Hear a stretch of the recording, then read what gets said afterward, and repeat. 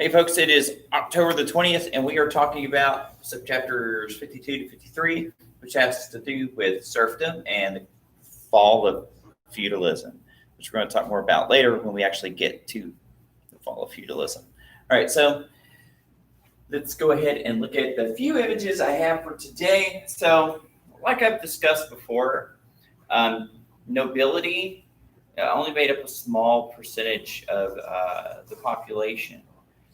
The clergy was all like, it's kind of hard to say this with the clergy because clergy could be like, you could have monks and nuns and priests who were really at the peasant level as far as their poverty and stuff like that. And that was the majority of them. But many of them were from the nobility. So when they lived in, say, like friars or monasteries or something like that, they lived like nobles. And of course, the monarchy at the very top, and that's royalty, not nobility. It's a separate thing. That makes up like 0.00001% of the population, and it depends on where you talk about. Some places had higher percentages of nobles, and some had lower. You also had the knighted class that was in between peasants and nobility as well. Um, During the late monarchy in Poland, if I remember right, they're going to have a problem where they're going to have too much nobles. One third of the population is going to be nobility, and in their laws, nobles didn't have to pay taxes. So that means like a whole third of their population was just kind of like there, and they could profit but not pay taxes. Can you take the earbud out for me? Thanks. So yeah, it's just one of those things. So. All right, so here we have some happy peasants doing happy peasant things. Why do they always portray them? It's pretty happy. It's just, I don't know. I think it's just something the artist wanted to do. It's kind of like make believe in a way. So, see, yeah, it looks like he's working in the snow. Here they are, picking up some stuff, clearing a field. They're hugging a sheep while he's taking the wool, I think. Here's looks like a noble riding a horse, and there he has a falcon. Like falconing was a very big pastime for nobility. Having them go hunt for him. He's reaping, more reaping on the sides. Or they're threshing it, so they're beating the grain off of it. He's planting, squashing some grapes. Here he's like looking at the sky, but he's waving a stick above his hogs. So I don't know what that's supposed to be. And here it looks like I don't think he's combing the hog. He's probably taking the hair off. Hog hair is, it's really hard and bristly. And so it could be used for a lot of things where you might need thick fibers. In fact, like the first toothbrushes were actually made of hog hair. You take it, clean it, clip it, put it on a toothbrush, brush teeth. So they didn't have plastic. So, here's just a little diagram showing the layout of like just medieval society. So these three rows on the bottom, of course, that's the majority of the population. Now, a difference between a villain and a boarder. So a boarder is somebody who is a serf that might be kind of like a migrant worker. He might go around and his lord will have him go from manor to go work for other lords for pay. It's like, hey, I'll send my serfs to go work for you if you give me some money. Like, okay, I need extra serfs. Villains tend to be, they could be people who live in the village, and they're usually tied down to a plot of land. It's also where we get the word villain from, too, because nobility didn't really like serfs that much, and they thought they were the bad guys very often. You have, of course, have the king at the top. You have lieutenant in chief. That could be anything from like prince or not the prince. That could be like say like a duke, like somebody who's a very powerful set of nobility, and under him you might have counts and things like that who are subtenants. Of course, that could also be knights. A knight could be a subtenant. So think about it like the tenant in chief is the guy who gets a big plot of land, and then he divides the land up to smaller plots for other lords under him. And then you have knight and see a spokesman and a burgess or a bourgeois. These were people who were, think of like, they were like the officials, like we talked about reeves and things. They could act as a mayor for a village or as law enforcement, tax collectors. So they were like the government people. So it was all divided up, but the king owned everything. But the king in feudalism didn't have much power. Remember, the tenants, these nobles, had their own private armies and they were self sufficient. So they didn't really need the king. And that's why we come to the last chapter we had, the fall of feudalism. As kings gain more power, they make sure that they take away the rights of nobility. Because if they can get rid of nobility, they can end feudalism and they can have a stronger central government for good and ill. And it was also true when I was talking about like one of the reasons why feudalism fell apart is because societies became monetary. They relied more on money and trade and manufacturing. Feudalism doesn't do that. They just poorly grow stuff. So that's another reason for the fall of feudalism. People wanted profit. And what was the third reason? I don't remember. Okay, so it was also the church. Like the church didn't like it either because it was just a problem. And another reason your book didn't talk about is that once you have the advent of gunpowder, militaries are going to be too expensive for nobles to keep up. So only rich, powerful kings can have a real army because you have to train them, you have to supply them, you have to import things, manufacture things, and all that's very expensive. All right, so let's go ahead and get our notes.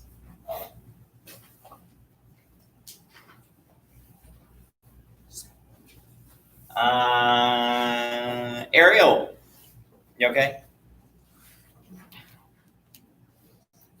You remember what a freeman is? What makes them different than a serf? Makes them different than what? Than a serf? I don't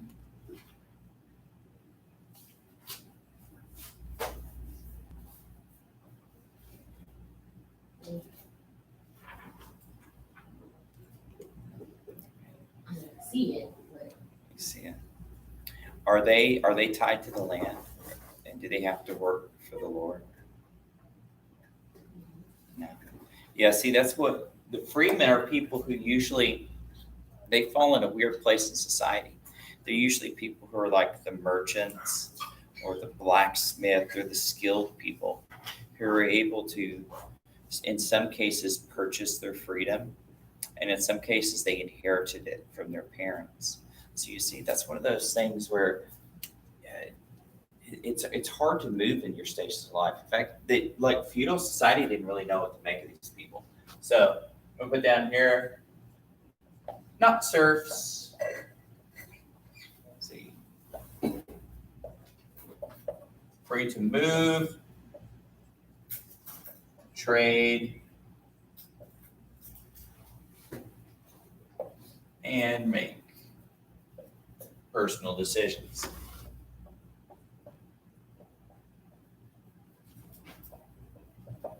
Now, this is one of the things that's going to make Italy so different from, say, like France and Germany and England and Spain, is that most Italians are going to be freemen and they're going to live in cities. They might not be doing that well personally, like as far as money and things like that go, but they're going to be able to make their own decisions on where they can live, what they can do for work, kinda, and stuff like that. And that's going to be one of the reasons why Italy is going to flourish during the Renaissance, while the feudal countries are going to be very stagnant.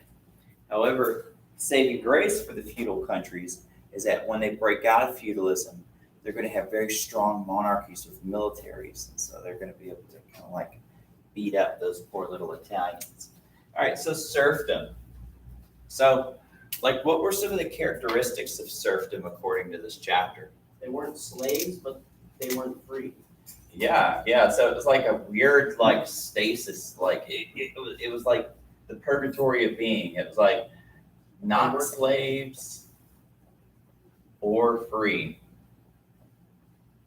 So how were they restricted? What were they essentially tied to? Yeah, the land, not to a master, not to an owner, but to the land. So there you go.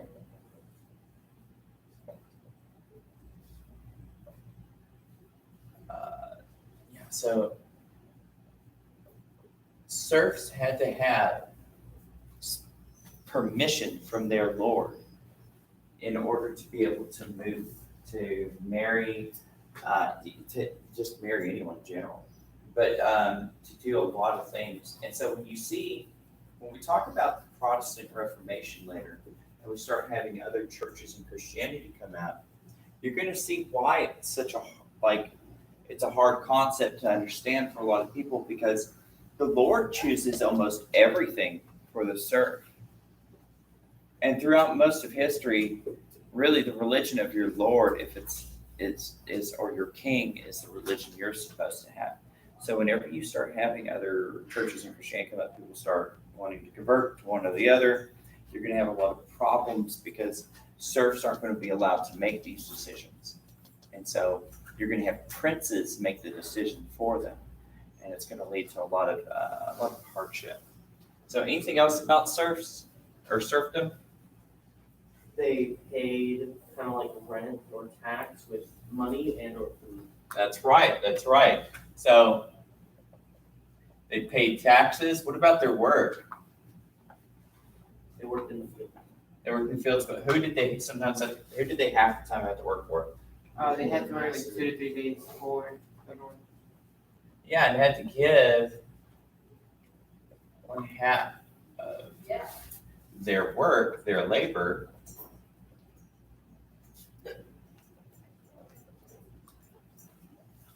So, and they had to use his things. They were like, hey, you're able to grow wheat, barley, and all these other things, or millet, but you have to use my mill to make it into something edible for you. Yeah, and then you got to pay me. So yeah, it was like a complete monopoly going towards their Lord. So all for the offering, of course, like we have these things, we provide them to you, but we also provide you safety. So, of course, as your book has mentioned many times, not everywhere was that safe. Sometimes they still had bandits was still a major problem. Being a merchant, a traveling merchant, somebody who actually took goods to trade from one place to another, was a very risky job because these woods were not very well protected, and that's where you often had bandits hide. And that was a very dangerous thing. Often nobles and kings would go out and try to hunt down bandits. But I mean, if you were taken by a bandit, they usually killed you. So it was no good. So once again, there's a lack of safety within the civil system. So you don't have a lot of commerce. All right. So what caused serfdom in the first place? Like way back after the fall of Rome. Who were most of the serfs descended from? It was Roman slaves. Yeah.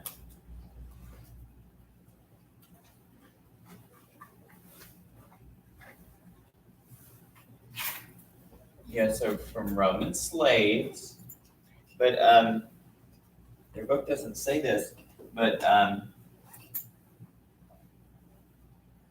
when society collapsed,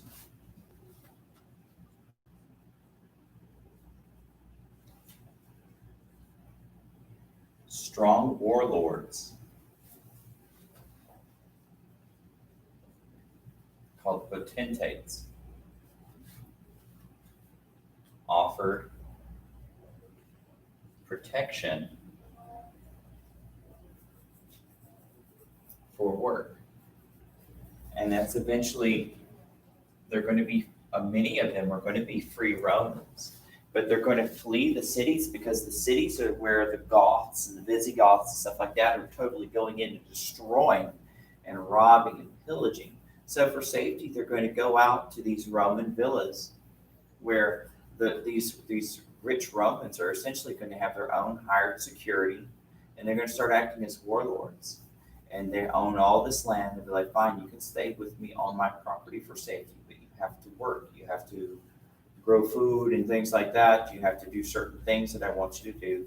And eventually, it's going to become noble titles. And so the descendants are going to become those counts and those dukes and those barons. and it's going to stick around and spread throughout Europe.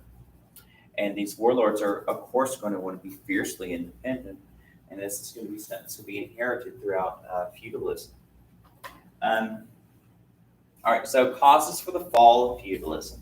So what did we say for that again? Gunpowder was brought into it and it just got too expensive. Yeah. The expenses,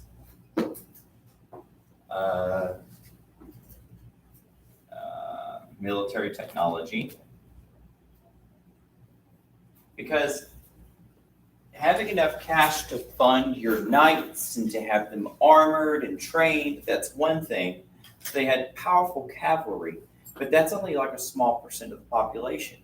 If you needed to use your infantry, your shock troops, they were just poor peasants for the most part out there, unarmored with their farming implements.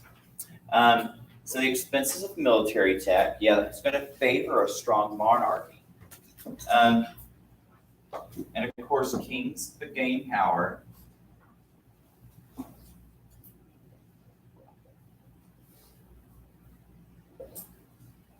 And we also said that the economy will shift towards the marketplace.